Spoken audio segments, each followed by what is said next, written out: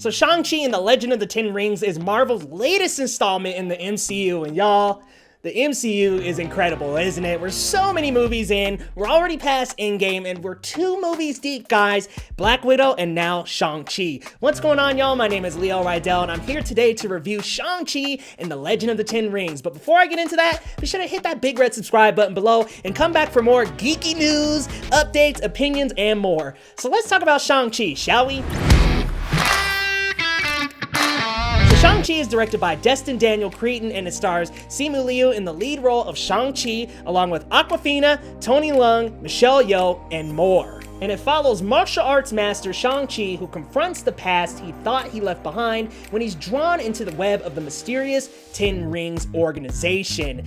So let's start out with some non-spoiler thoughts about the movie. I gotta say, guys, I thoroughly enjoyed myself. These are some of the best martial arts scenes that Marvel has ever done. These hand-to-hand combat sequences are excellent. They're widely shot. They're not full of cuts. They're long takes, enough to see hits land, and so much more. I mean, and Simu Liu performs a lot of his own stunts, it looks like, so he does an excellent job, and they're just filmed so great and make you feel like you're in traditional martial arts movies. They seriously knew what they were doing when it came to the hand-to-hand combat, because this is Marvel's best hand-to-hand since Daredevil. Yeah, y'all know what I'm talking about with them hallway scenes in seasons 1, 2, and 3.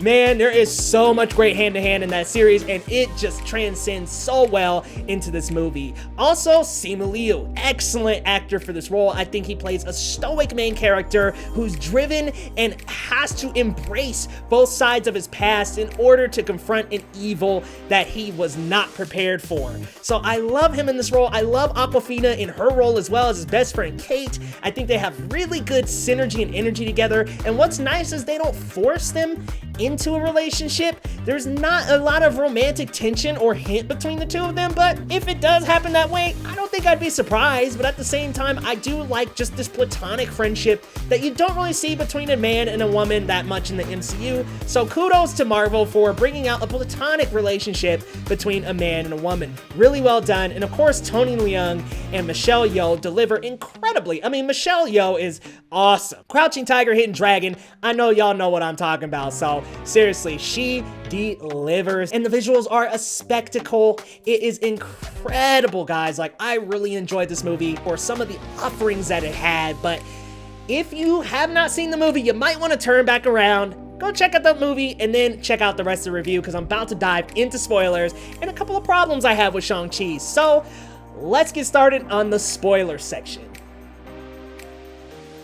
So with spoilers, I just want to dive into a couple of things that I didn't quite like about Shang-Chi, and I feel like the first half was this martial arts packed, battle packed, movie extravaganza that felt so unique for the MCU, something different, something unique. And then the second half kind of retreated back to the Marvel formula. You had a lot of exposition, like a lot of explaining, a lot of flashbacks, and it hit us right as soon as they get to Ta Lo, which is a location later on in the movie that just was a lot, over the top almost, to where it was just explanation after explanation. We gotta explain this, we gotta explain that, we gotta put this into context, that into context, and it just was so much that it felt like a little too much. And then all of a sudden, Shang-Chi's journey goes from running away from the Ten Rings organization to confronting and later on having to kill his father. It just felt like a little much, and it felt like a bit of a deep dive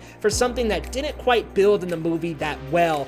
But some other things I really enjoyed: the wardrobe, the score, mwah, amazing. Also, Simu Liu, like I said earlier, he's great in this role. But I do want to get to the last act of the movie and talk a little bit more about the Marvel formula. You know, there are these big boss battles or these big CGI heavy scenes at the end of their movies, and they did the same thing with Shang-Chi, which, like I had said, seemed like it was going a different direction, but unfortunately, it just retreated back to that Marvel formula with this giant CGI battle between 2 dragons toward the end that just felt like it took from another movie, ripped it out of it, and put it right into Shang-Chi. And while I enjoyed it, and didn't have too many complaints, it did retreat back to formula. But I love Shang-Chi's sister. She's an incredible character. I love some of the other MCU references we get in here, like Wong, Abomination. I love that they tie in little threads, but still keep the center on Shang-Chi, which that's another little gripe I had.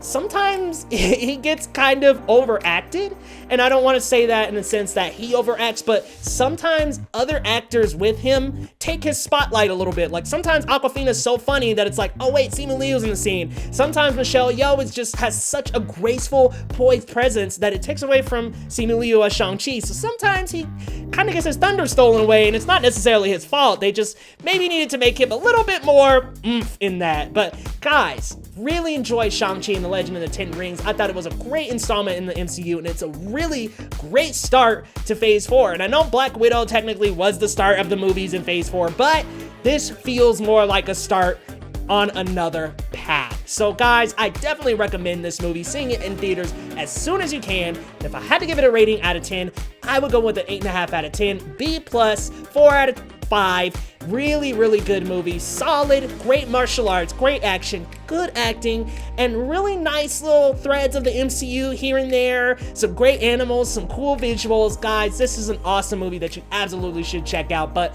a lot of exposition in that second half, so be prepared for a little bit of a transition. But guys, thank you so much for tuning in. My name is Leo Rydell, and we will see you next time.